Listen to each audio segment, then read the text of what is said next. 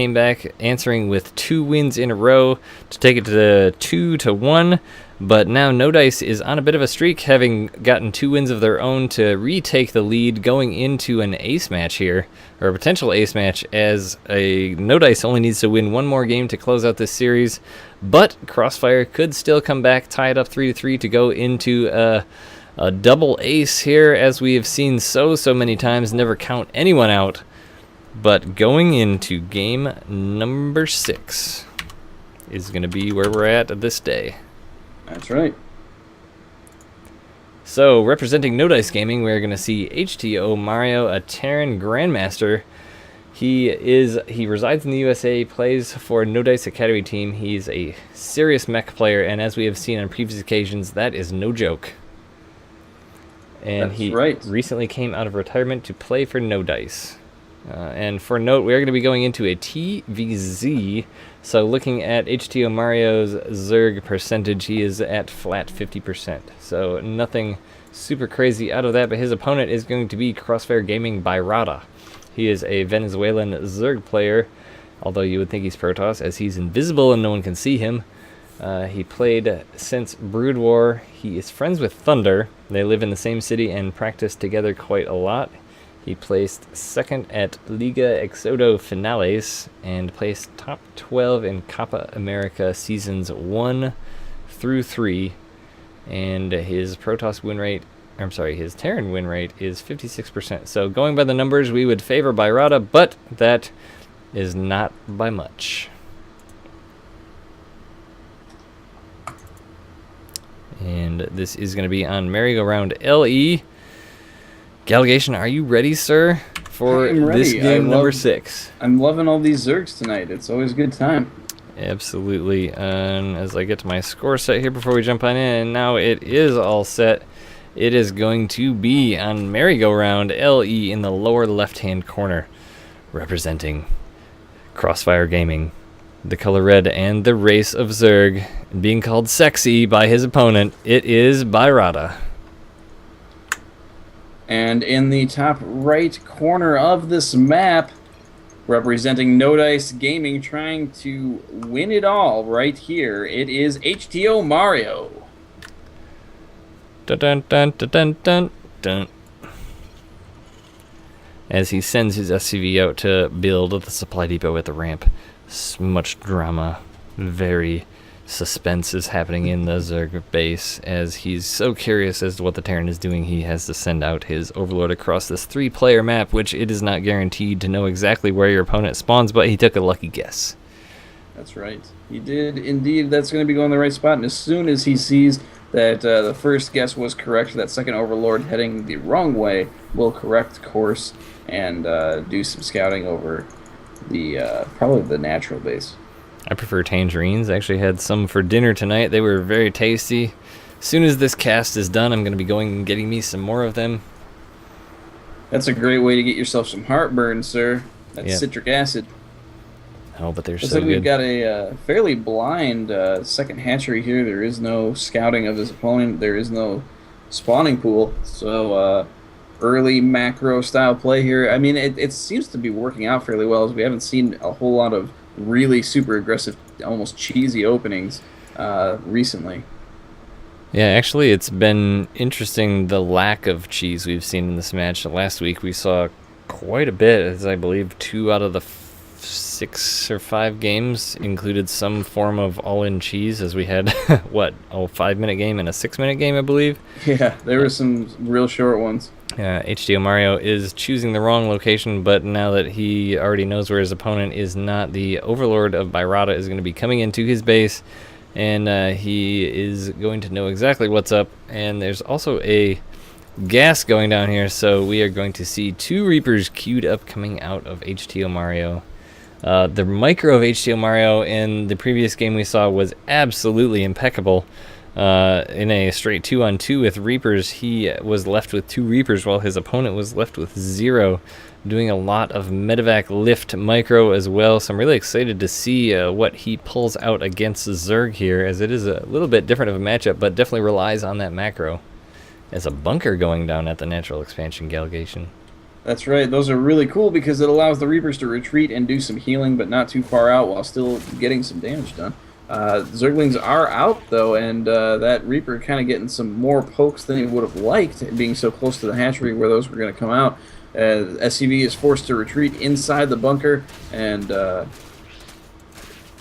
but it looks like they're just going to be biding time as waiting for that second Reaper, as there are so many Lings out on the map. Reaper is moving in now, trying to get whatever damage it can done, only gets a few shots off.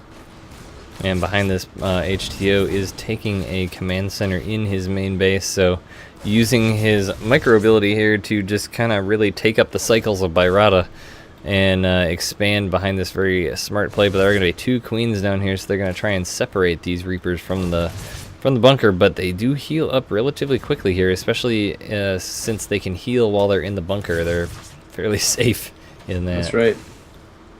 So both Reapers hanging out in the bunker. Another queen comes out now, so there are 3 queens in total. There is one in the main base, but it decides to stay back for larva. And now the assault begins as 3 queens are there. The SCV is trying to repair, but it gets taken out before too much damage is done. Does try and salvage that bunker, but no dice. No pun intended. From Crossfire. But this is another gasless opening from Zerg, so I suspect that he would really want to take a third base here, or a lot of gases. As I say that, he takes 2 gases at his natural expansion. There is a armory coming down from HTO Mario. His bio said that he is a heavy mech player. Every game we've seen him in, we've seen a lot of mech. This reminds me of some matches from a guy named Yoshi we casted at Yumicon last year. Oh my gosh, the mech all day. The mech all day. All the long games. Yeah, gosh, what was it, like a best of 7 series that took like 3 hours? 3 hours, yeah, it was crazy. Yeah, the guy liked to, I mean, but it was very hard to break play, frankly. Yeah, very cool to see, and we'll see what Mario does come out with here. Interested to see and excited. He does have his expansion flying out to his natural here. There is an Overlord that sees everything that's going on, but it is going to give its life for the cause as the starport accidentally misses the tech lab. Oh my gosh, come on, man. Mario, you're letting me down, bro. He really wants to make a Banshee out of that. You can see the continual circles and clicks on that. Now he does finally adjust it, but it is going to delay the Banshee with Cloak for about 20 to 30 seconds. No problem.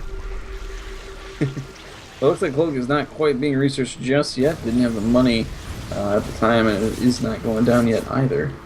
So it's possible he's not even intending to. But in the meantime, the Hellions are meeting up with the Reapers at the edge of that creep, trying to keep it at bay. But there are 3 queens there doing that poking. Moving in once again, he's got to keep those queens alive. Moving them back, and not geez, quite have enough energy for transfuse. Man, 2 of those queens are so low. Oh no! Drawing one out. Out of there. Ugh. The splash from those Hellbats is just ever so slowly whacking away at those queens. Yep, and the two do go down. There is only one remaining. It's trying to go and plug the hole, but it is not girthy enough to do so. Run! But the Zerglings do come out, are able to get surrounds on these Hellbats, and they will painfully be able to take them out. Man, so many Zerglings died this day to Hellbats. Looking at the lost resources, though, it is almost exactly even, not varying by more than 100 at the moment. But Lair is going to be coming down here at 9 minutes, fairly standard time. Banshee is out. No Cloak. No Cloak was researched here. Hellbat trying its darndest to hold up against these Zerglings, although it is not. Roaches are out, so that is going to push those back a little bit. +1 attack for the mechy type units coming out. He is mixing in some Marauders here, which is going to be helpful against these roaches. That's right, but it looks like Byrata is trying to get some forward aggression going, meeting up in the center of the map with Zerglings and roaches. They are going to run into a bit of a wall here, and but the only thing in the bunker right now is going to be a single Marauder, so we'll see what he's able to get done, although it looks like he's kind of hesitating in the center. I'm not sure if he's going to try and get some more. Oh, he's waiting for that Baneling. That's what he's waiting for. Yeah, Baneling's definitely something he's waiting here for, although I'm not sure they're going to be all that useful. He does have a lot of Hellbats, and there's going to be tanks coming out here with +2 attack before too long. But I do like the Spire, though. That is something we have not seen yet today, along with this mech build. We have seen it before, though, and it still can be a little bit difficult. But it depends on... We haven't seen a ton of static defense type play out of HTO Mario is one thing we have been missing a little bit, and that does help a lot when a Zerg is going with that Spire. We'll see if he can get that down, although he has not detected it yet.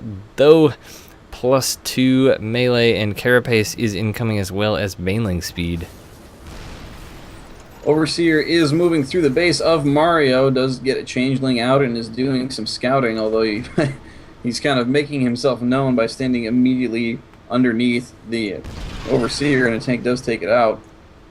Yeah, that nosy little Overseer, although Mario, that is, I suppose, one downside of the mech here is he is making 2 Vikings now, but nothing to kill the flying units just yet. And that's why those Banshees are able to kind of hang out like Overlords themselves, as we have seen. He likes to do some of this. Allegation, we have four Hellbats heading into the natural expansion. 4 Hellbats in Medivacs. The boost has been engaged. Comes in and he's dropping them, and all of the drones are dying! Yeah, they are getting cornered. Couldn't decide which way they wanted to go. It looks like one of the Hellbats got left behind, as he's going to be meeting with a whole lot of Zergling friends, although that was intentional to try and keep them off the scent. Yeah, that was actually pretty awesome, because I don't know if that was intentional or not, but the Zerglings were definitely not focused. Oh my gosh, all the drones, so much hit. Very owie.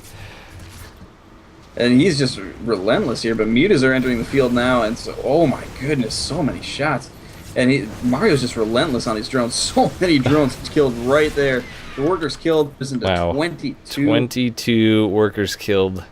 And the worker count is actually 63 to 46 right now in favor of HTO Mario, which is absolutely the place you don't want to be. And he knows these mutas are on the field. Look at all of the turrets coming down. 5 turrets in production.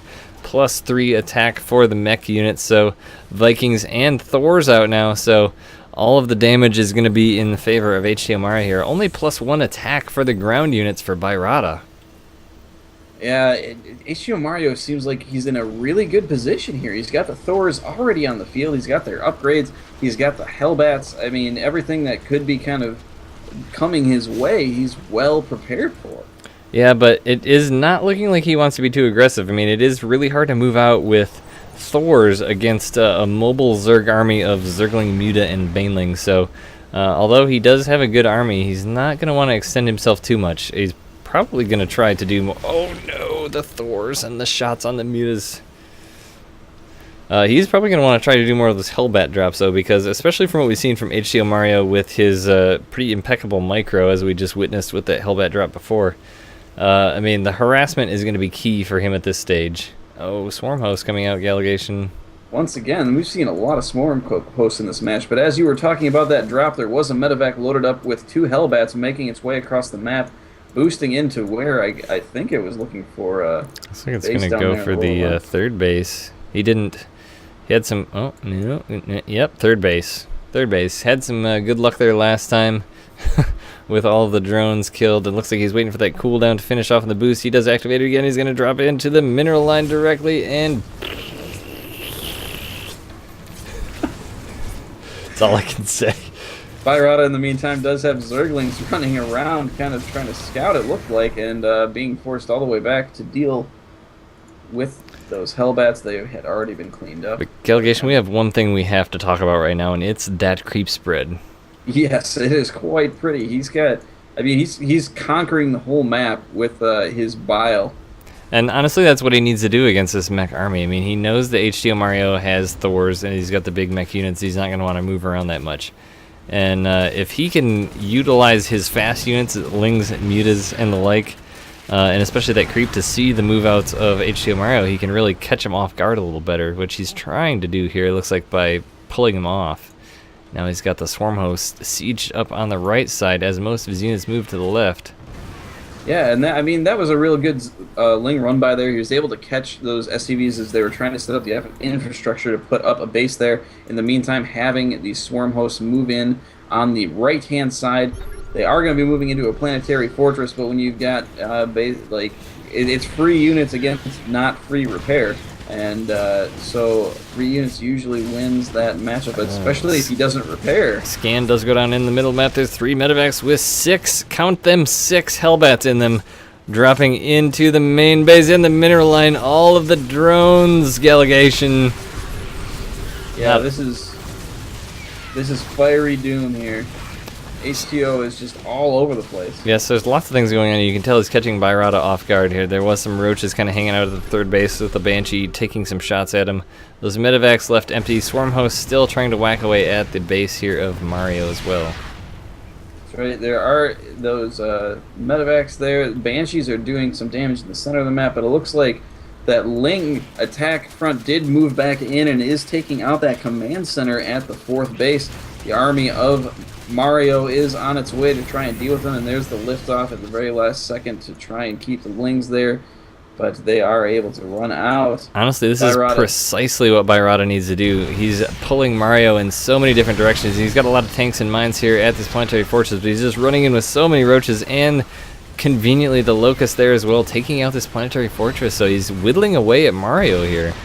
Yeah, and he's forcing this non-mobile army to attack in two different positions. As soon as that army's out of there, the Lings are right back in, and Mario needs these bases. He knows he needs these bases. He's trying to defend these bases, and sure enough, all of the drones from, or the SCVs from the last killed base stream their way over here. So many of them get taken out, and now the workers killed is 41 for Byrata and 31 for Mario. There is not a worker that has not been scathed by this onslaught. He's actually triggering all these mines with the Locust here as well, but meanwhile we did see a Ultralist den finish as all of the Swarm hosts are sieging up in the middle here. Yeah, and this is kind of a head-on collision here. I'm not sure if Byrata wanted to do this, but he was definitely forced into it. Roaches are moving in. Mines are being burrowed here as well. I'm not sure how this works out if you're Byrata at this point, but... Those Locusts got a lot of kills there, Gallegation. Yep. And I mean, looking at the units lost count again, it is only 10k to 12k in favor of Byrata, so he is flipping the tables on that a little bit. So Byrata is kind of pulling his forces together here in the center of the map, deciding not to continue this kind of two-pronged aggression, as HTML Mario is adding a lot of mines to his arsenal here. He's got quite a few there. Yeah, we've seen a lot of sort of aggressive mine play out of a few players, and it's really come out pretty well. 16 Banelings in production, as well as +3 armor and chitinous plating for those Ultralisks.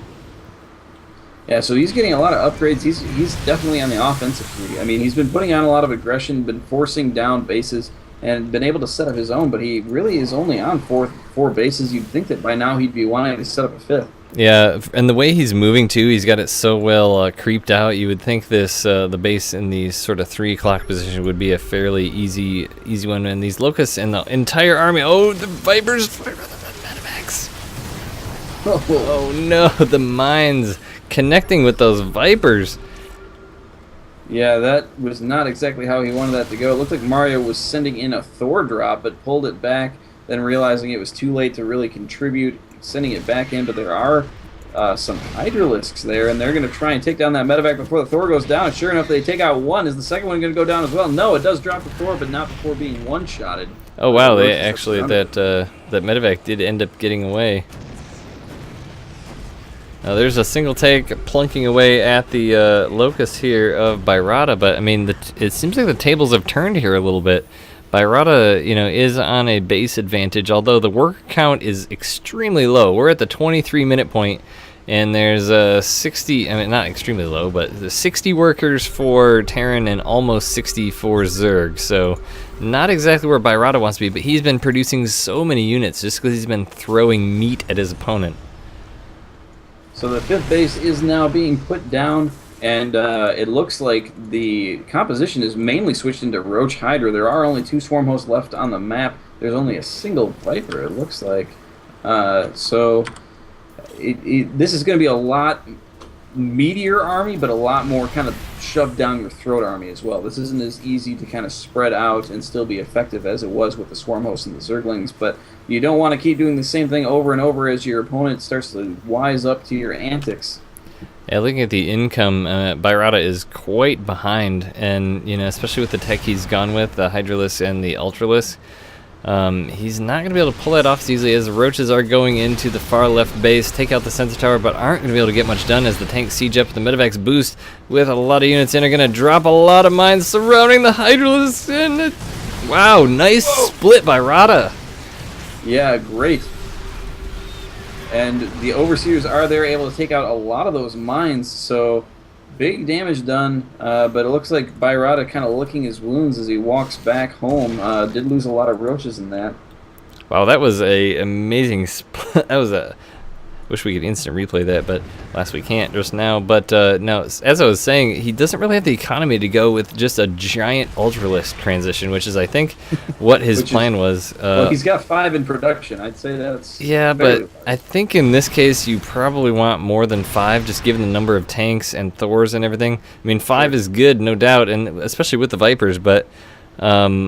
you know, he's on 1, 2, 3, 4, almost 5 bases now, but still under, just now going over 60 workers. I think a Zerg probably wants to be a little bit higher than that at this point, but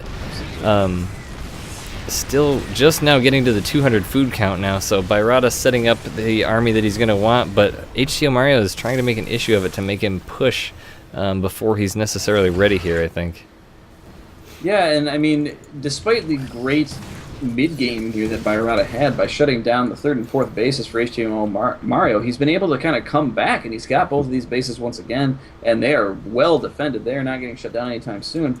And Mario also has more SCVs, as you said, so he's got theoretically an equal number of bases, maybe even more if you're looking at where the mined out bases are for Bayrata. So Bayrata's got to make something happen here quickly, or he's going to be in a lot of trouble. Yeah, especially with both players now maxed out. The units lost are almost identical.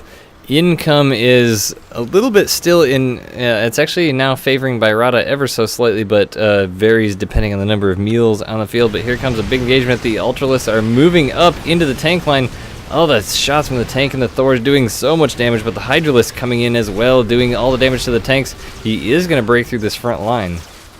Yes, he is, but there is a second wave of Marios just along the way. The mines do go down in huge explosions there, and the Vipers trying to put down that blinding cloud. Mario being diligent and running out of it, but the Vipers are continuing to set it down. And... Blinding Cloud forcing the units of Mario to just continuously retreat there, while a side clutch little army of Bayrata here just basically wiped out the entire 3rd base of HTO. So that definitely went well for him, but now Mario's army is moving forward, and all those Vipers did get taken out because a bunch of them ran home.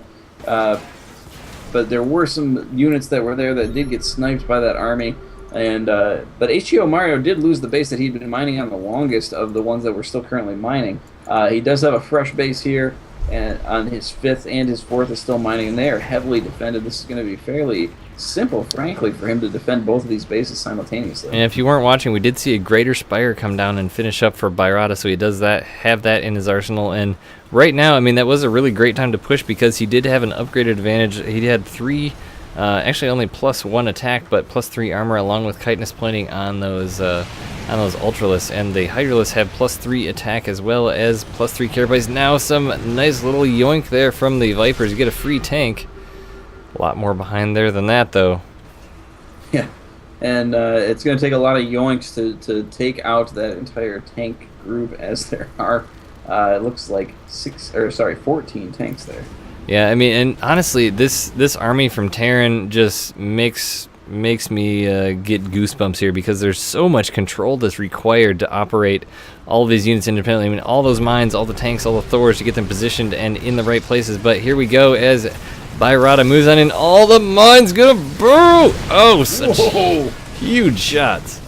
Huge shots indeed. The Vipers put down Blinding Cloud, but the mines explosion did huge damage, and these Hydralisks are running for their lives as the remainder of their buddies have been taken out, and HTO Mario's got to be feeling good about that engagement. Yeah, I mean, honestly, that's the first time that Bayrata has pushed in where HTO Mario has had his entire army together. When he pushed into that 3rd base last time, HTO Mario was still trying to establish his 5th base over here, so he had his army split up, but alas, it is not prudent, as Dana Carvey would say.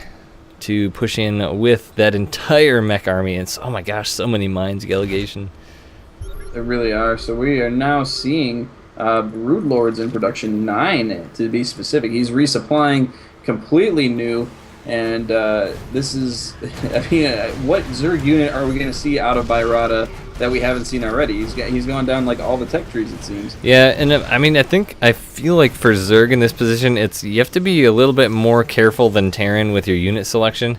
And I think Broodlord is a good choice right now just because there's only really 2 Thors on the field and they're quite low. There's a decent number of Vikings, but so many tanks.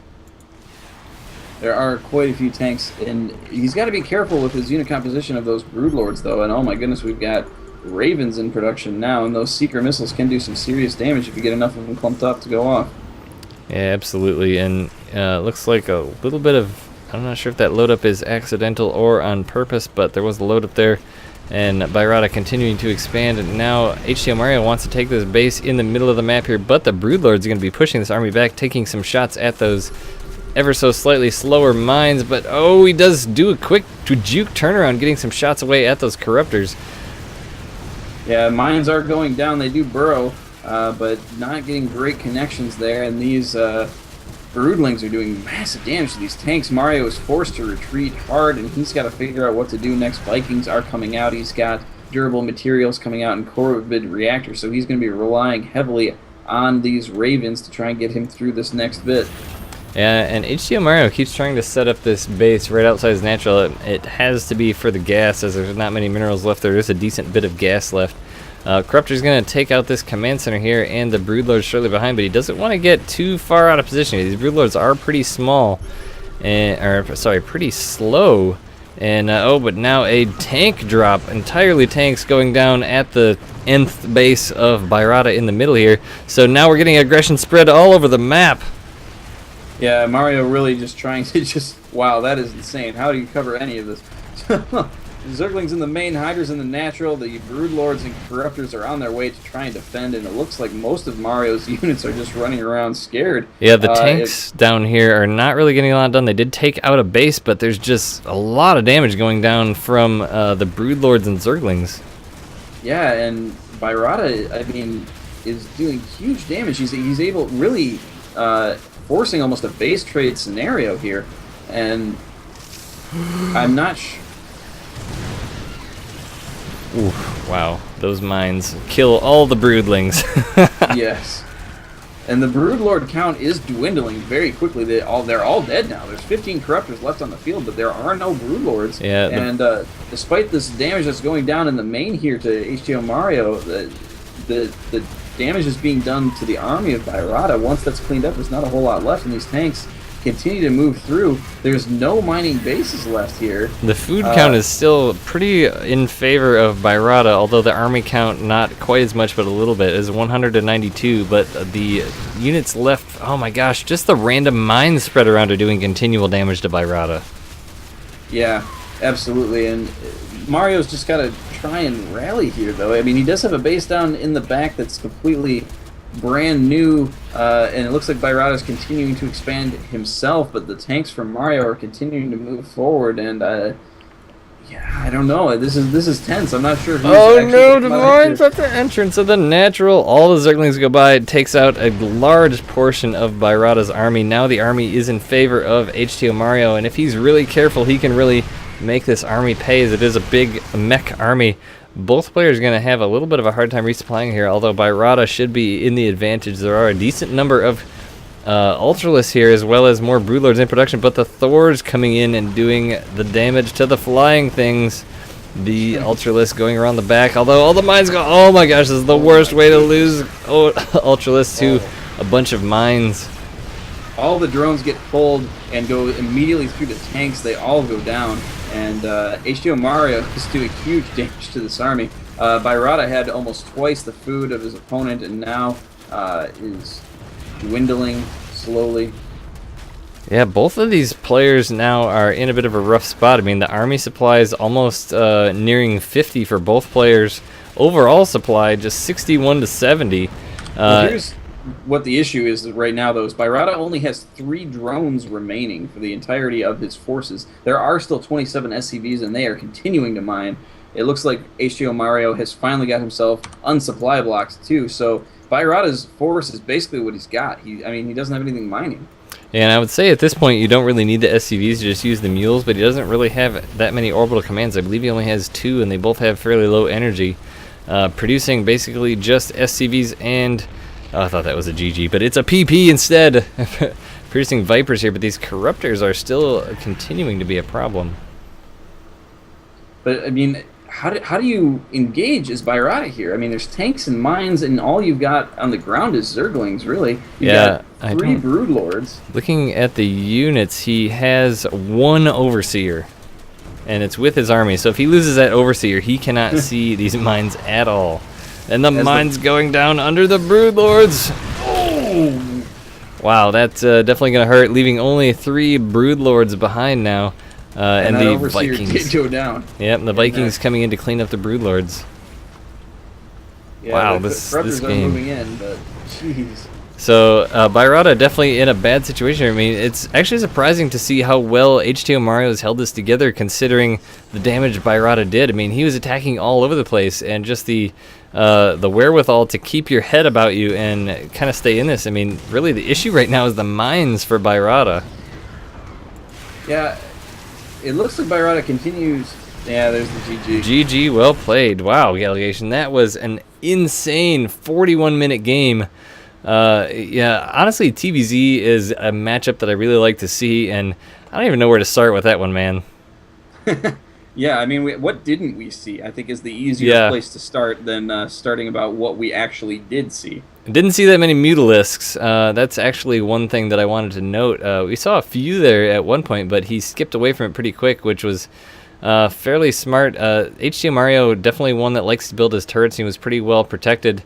But I really think Bairata, he had an opportunity to get a little bit more ahead, but his drone count was really low through a lot of that early portion of the game, where he was actually fairly even with HTO Mario, and that's not a place you want to be as a Terran, especially given that the Terran has the extra mules too. So if your work count is even, the Terran is often mining more than you are. So given that he had 2 extra bases, I feel like he was behind, even though he had those bases, because of the worker count deficiency there. Yeah, I think that I'm not sure that he had an accurate perception of how many drones that he had. It looks like he definitely had the capacity to add drones into those mineral patches. He had the hatcheries, as you said, but he was focusing more on adding the army in and continuing to flood units. So I think that was potentially not intentional to keep his drone count so low. But the number of drones and SCVs that were just killed in total in that game is staggering. Keeping anything in there. Actually, I'm going to open it up right here, and I'm going to flip back to it, because it's 112 to 95 workers killed. Absolutely insane. But that is going to wrap up this match with a score of 4-2 win by NoDice Gaming over Crossfire. So unfortunately, we have to say goodbye to Crossfire in the SC2CTL playoffs. But don't go anywhere, because we have stuff to give away. That's right. Delegation, do you want to tell the fine folks about the things they can win? Yes, we will indeed. There is so 2 of our giveaways have already completed. We were able to give away a Corsair gaming mouse and a Corsair headset to our viewers earlier in the season. There is still 1 prize up for grabs. It is the mechanical keyboard that will be given away during the finals, and you can enter to win that by going to sc2ctl.com/giveaway, and that will also be put in the chat here right now. Got it. Thanks. All right. So you need the codes. There was a code given away earlier this evening. We may reiterate it if we're feeling generous, but there's a second code coming to you right now, and that code is Sunshine. If you're just now tuning in, then you will be able to get that second code in. If you're not sure how it works, go to sc2ctl/giveaway. Like the things that are there, you'll get an extra entry into the contest for each one that you do per code, and then enter that code in, hit submit. You will get all sorts of entries. If you decide that you don't want to follow those things, that's fine too. You will get an entry for that code, but you can multiply your entries by liking those, so give that a consideration. And I will actually type that in once again. And once you like or follow any of the things on that page, you get those additional entries every time you enter a code. Gallegation, what do you think? Do you think the crowd has been good this evening, good enough to receive that first code once again? Oh yes, why don't we do it? They've been a fun crowd. The chat's been blowing up. It's been fun to watch you guys talk this evening. The first code that we gave out this evening, if you tuned in about halfway, it was Bubble. And I will type both of those in the chat. So Bubble and Sunshine, the codes for this evening. If you like and follow any of the things on that page, you will get the additional entries for those. We gave away 2 items already. If you did not win and you have been entering in this every time we've had a code from the beginning, you've got basically infinity entries at this point. If you like and follow all the things, we will be giving away that mechanical keyboard on June 28th. It's a Saturday during the live semifinals finals. Yet to be determined where it will be broadcasted from, but it will be broadcasted on this channel. Gallegation and I will be here, as well as maybe some undisclosed cool other people. That's right. But that is going to wrap up the show for this evening. We want to give a big thanks to Crossfire Gaming for participating in the league this season. It's sad to see them go. There's some pretty awesome guys. But we will be watching as NoDice continues.